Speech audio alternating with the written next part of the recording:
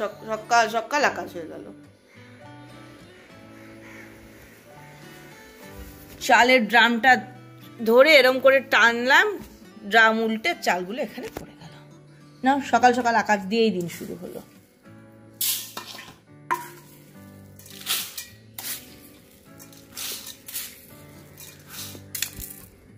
High, good morning. ভেবেছিলাম আর একটু পরে তোমাদের সঙ্গে কথা বলা শুরু করব, কিন্তু আকাশখানা করে ফেললাম, তাই ভাবলাম আকাশ যখন করেই ফেললাম আকাশের সঙ্গেই কথা শুরু করে দিই।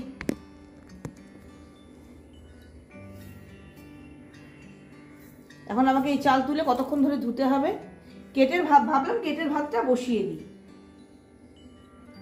ব্যাস চালটা নিতে গিয়ে পড়ে গেল। কেটের ভাতটা হতে একটু বেশি সময় লাগে।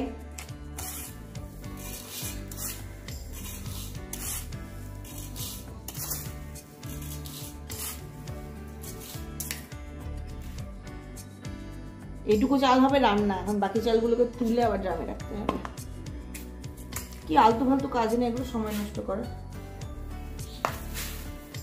প্রতিদিন করছি, কিছু হয় না। যাকে গুড মর্নিং। হ্যাঁ, আজকে হচ্ছে 20 জুন বৃহস্পতিবার। এখন সকাল 10টা বেজেছে কি বাজেনি ঠিক বলতে পারবো না। বর অফিসের জন্য বেরিয়ে গেছে বৃষ্টি মাথায় নিয়ে হিয়া স্কুল চলে গেছে। আর আমি এখন ব্রেকফাস্ট করব, তার আগে গেলাম কেটের জন্য ভাতটা বসিয়ে দিই। ভাতটা হোক, মাংসটা বের করে রেখেছি, একদম শক্ত হয়ে আছে, এখন রান্না করা যাবে না। আমাদের মাছ হবে, সেটাও এখন রান্না করা যাবে না।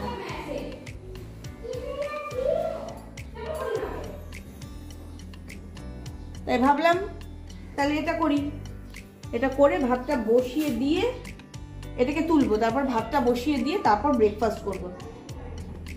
ব্রেকফাস্টের আগে এই যে এখানে লেবু মধু, এই যে গ্লাসের মধ্যে লেবু জল গোলা আছে, কিন্তু একটু বেশি গরম, তাই মধুটা অ্যাড করিনি। মধুটা অ্যাড করে খাবো। লেবু মধু জল না, মধুটা খুব গরম জলে অ্যাড করতে হয় না, একটু কম গরম জলে দিতে হয়।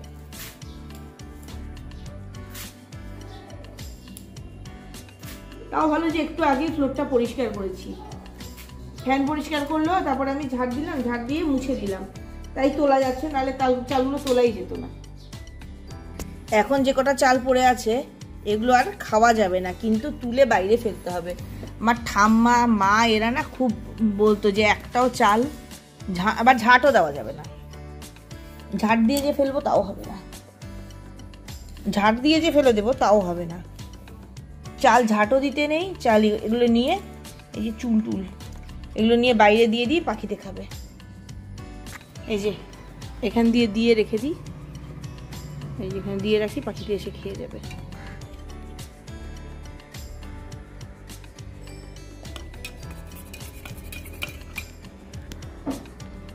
এই জলটা অনেক সময় আমরা ঢকঢক করে খেয়ে নিই, এটা ঢকঢক করে খেলে হবে না। জল কখনোই অবশ্য ঢকঢক করে খাওয়া উচিত না। আর আমি যেটা সব থেকে বেশি, কারণ বোতল থেকে খাই, সবসময় জল এরম করে খেতে হয়। বা লোকে বলবে জল খাওয়া শেখাচ্ছ। হ্যাঁ, অন্ততপক্ষে এরকম যখন কোনো ডিটক্স ওয়াটার খাওয়া হবে সেটা তো আস্তে আস্তেই খেতে হবে। আমিও ইউটিউব দেখে শিখেছি।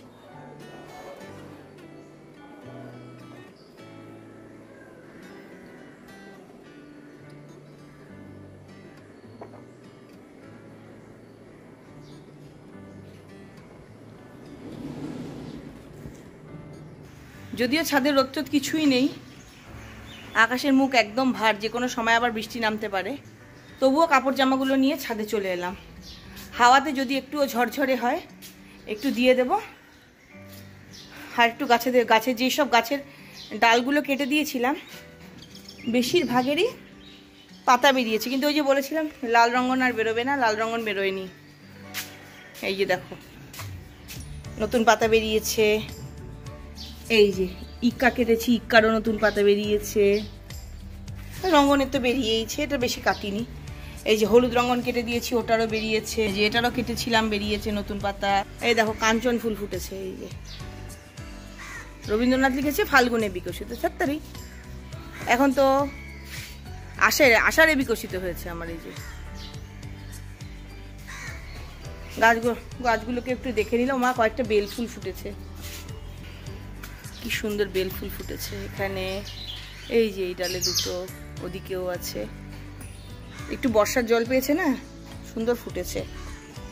সেদিন দেখালাম যে হিয়া আর সুব্রজা মিলে টেরারিয়াম বানিয়েছে, ওদের টেরারিয়ামটা সিলেক্ট হয়েছে। আজকে যা বৃষ্টি, বলেছিলাম বাবা বাদ দিয়ে স্কুলে যেতে হবে না, কিন্তু বলে যারা সিলেক্টেড হয়েছে তারা যদি স্কুলে না যায় তাহলে তাদের নাম কেটেও দিতে পারে। বাবা সেটা শুনে এত শখের জিনিস, মানে একটা শখ করে ওরা কম্পিটিশনে নাম দিয়েছে, সেটা সিলেক্টেড হয়েছে, আবার না আমার জন্য নাম কেটে যাবে, পাঠিয়ে দিলাম। যা এই গাছটা এত সুন্দর, এলেই মনে হয় একটু ধরে দেখি, আদর করি, কি ভালো লাগে না। গাছগুলোর সঙ্গে একটু ফটো তুলে নিলাম, সেলফি। গাছে জল দেওয়ারই দরকার হচ্ছে না প্রত্যেক দিন, এত ভেতর অব্দি জল চলে আসছে। দেখো একটা ছাদে একটা জামা সেলাই হয়নি। আর আমার ওয়াটার হায়াসিন্থটা যা অপূর্ব হয়েছে, দেখার মতো, নিজেরই ভালো লাগছে, মনটা জুড়িয়ে যাচ্ছে। আজকেও ফুটেছে পিটুনিয়া। না, আগে কাপড়টা মেলে নিলে বৃষ্টি শুরু হয়ে যাবে।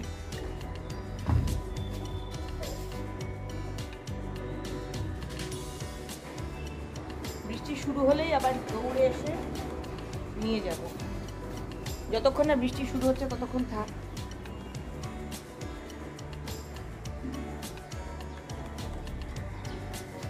পাঁচফোড়ন দিয়ে মসুর ডাল সম্বার হচ্ছে, কি সুন্দর গন্ধ বেরিয়েছে। কাপড় জামা মেলা হয়ে গেছে, আর বেকার ছাদে থেকে কিছু লাভ নেই, যাই কাজকর্ম করি।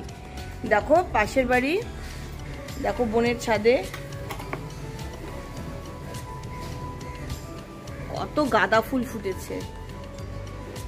অন্য ফুল তো ফোটেই, এই যে ও কি সুন্দর প্রজাপতিটা, ফোটেই অন্য ফুল, কিন্তু এই সিজনে এত সুন্দর গাঁদা ফুল।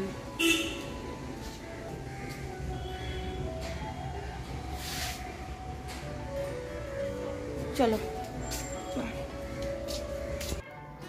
খিদে পাচ্ছে কিন্তু এখনই খেলাম আমি ডিটক্স ওয়াটার, এখন কিছু খাবারও খেতে পারবো না, পরে খেতে হবে।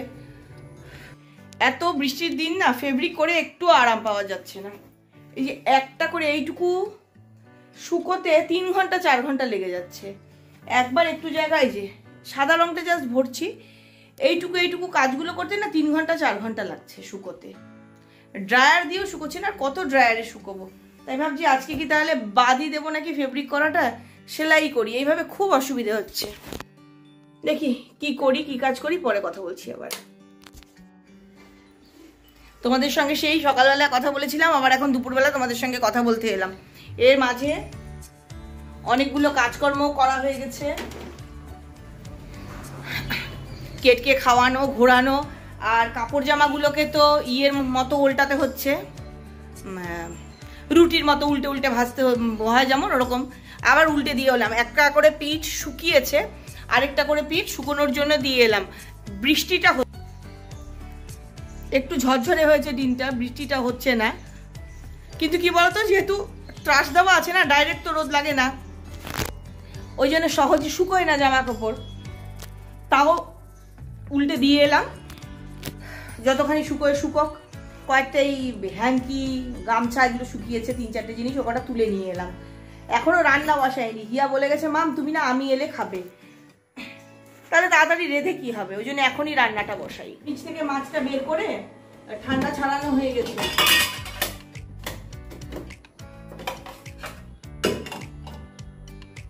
একটু পটল বের করি, পটল আলু দিয়ে টমেটো দিয়ে একটু মাছের ঝোল করি।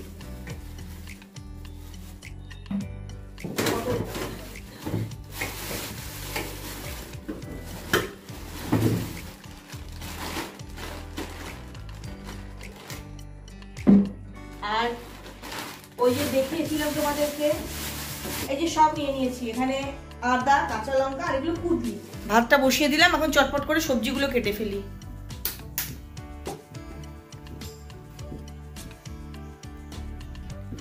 প্রায় 2টো বাজে, 2টো বাজে, দেখতে দেখতেই 3:30 বেজে যাবে।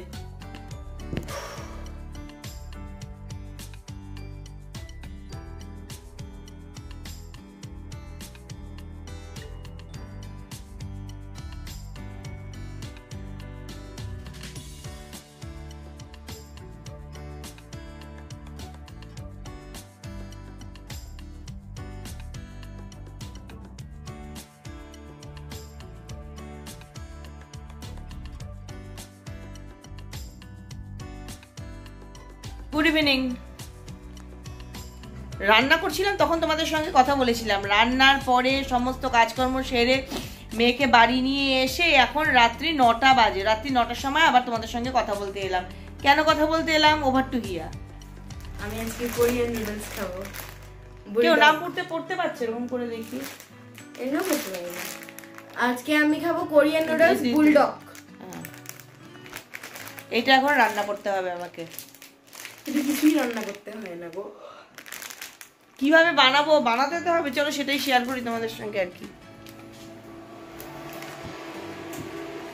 আর এইদিকে এখানে ইন্ডাকশনে মুসুর ডাল সেদ্ধ হচ্ছে, আর একটা বাটির মধ্যে জল সেদ্ধ হতে বসিয়ে দিয়েছি, তার মধ্যে এটা দিতে হবে।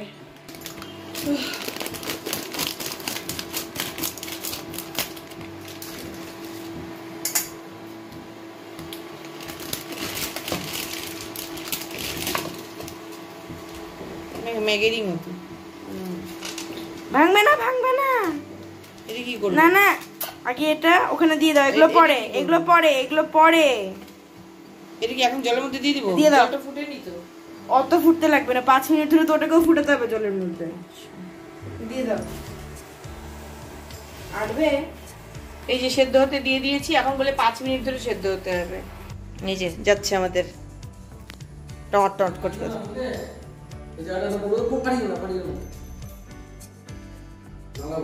তুমি দেখছো এই যে কেট করে গেল, এরকম অবস্থা।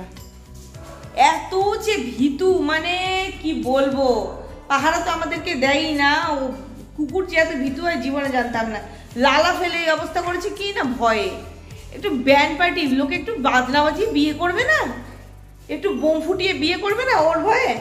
ও ভয়ের চোটে এই অবস্থা করেছে, মানে এখন এটাকে না মোছা অব্দি আর এখানটায় পা দেওয়া যাবে না। সেদ্ধ করার পর তারপরে এটাখানে যতখানি জলটাকে ছেঁকে ফেলে দিচ্ছি, মানে ভাত যেমন ভাবে উপর দেয় ওরকম ভাবে। অনেকটা জল ছিল, আমি দেখাতে ভুলে গেছি। এখন এই যে অল্প শেষ জলটুকু বের করাটা দেখাচ্ছি। হ্যাঁ বাস, এবার এটাকে রাখো। হয়ে গেছে, একটু জল থাকতে হয়। বুলডগ সসটা দিতে হবে। ঢেলে দাও গোলাটা। ছি, ঝাল এটা দেখতে কি বিশ্রী মনে হচ্ছে। কুটি আলকাতরা দিলাম, সেরকম খাসটা গন্ধ বেরোচ্ছে। ভালোই তো গন্ধ বেরোচ্ছে, বিশ্রী গন্ধ বেরোচ্ছে, একদম জঘন্য। কোনো গন্ধই পাচ্ছি না কেন? ভালোই তো গন্ধ। এবার এটাকে মেশাও মেশাও মেশাও মেশাও, জলদি মেশাও। গোড়াটাকে মেশাও মেশাও, গোড়াটা যাতে লাল হয়ে যায় দেখতে। গোড়াটাকে ভালো করে মেশাতে হবে। এত বিশ্রী গন্ধ বেরোচ্ছে কি বলবো। সব মিশিয়ে দিয়েছি, এবার মিশিয়ে যা। এবারে কই গেল মশলার প্যাকেটটা? এই যে ফ্লেক। হ্যাঁ, এবার এটাকে দাও। এই যে বুলডগ ফ্লেক। আমি তো এতক্ষণ ধরে বুলডগ ভাবছি। বুলডগ ইরাম কালো কালো এগুলো কি? এইগুলোই মশলা খায়। ছি ছি, এগুলো পোকা টোকা না তো? পোকা একটু তিল। হ্যাঁ, তিল আর এগুলো কি লঙ্কার পাতা হবে কি আমি জানি না। ব্যাস হয়ে গেছে। না, এবার চিজটা গ্রেট করে দিয়ে দাও। उको अभी हम ऊपर से डालेंगे ची ची ची ची ची ची ची ची ची ची ची ची ची ची ची চিজ এটাতে হচ্ছে দিতে হয় যেটা কাগজের মতো হয়, ওটা দিতে হয়। যেহেতু ওটা নেই ওই জন্য এটা দিচ্ছি। আমরা গ্রেট করা চিজই দিই ভাই, আমাদের ঘরে এটাই থাকে।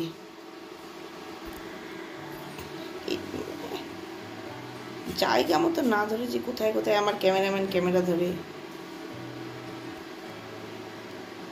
ভুলেই গেছি। এই যে গ্রেটারটার মধ্যে না একটু তেল, সাদা তেল মাখিয়ে নিলে গেল বন্ধ হয়ে, তাহলে এরকম করে চিপকে ধরে না।